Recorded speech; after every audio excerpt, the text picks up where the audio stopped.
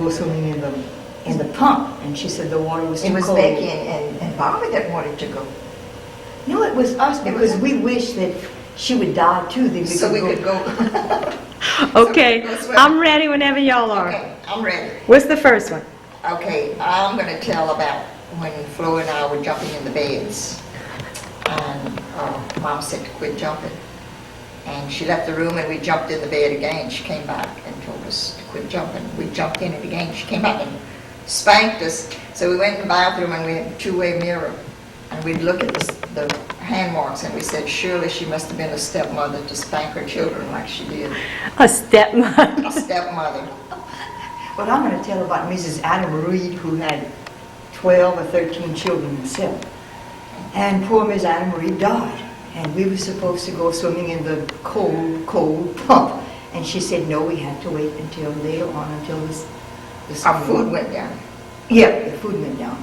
And I remember we said, I wish that she would die, just like Miss Adam Reed, and then we could go swimming anytime we wanted.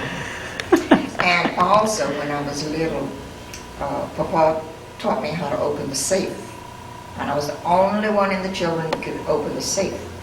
And of course he was bootlegging in that time, so he had a lot of cash in there. And when everybody would go to bed, I would stay up and he and I would open the safe and we would lay the money all down the hall. Oh, wow. And we would count that money. And I love the smell of that money. Oh, I was still glad, so glad he would let me count money. We just, lots and lots of money. All down the hall. And I could smell it. And to this day, I love the smell of money. And Jen, that explains everything. Now we All right.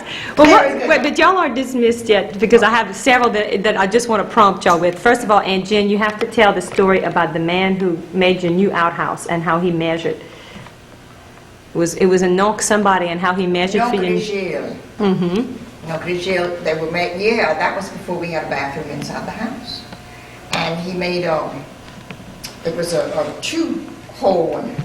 And he made me bend over and measure my behind. Was that right? So he could know how big the hole would be in the... One was for little people and one for adults. Well, that's good. And also we had to have a Sears and Roebuck catalog there. And when it was the waxy sheets, when we'd get where they had the prices, well, it wasn't so rough. And when it was waxy, we'd take that sheet and just rub it like that to make it softer to wipe our behinds.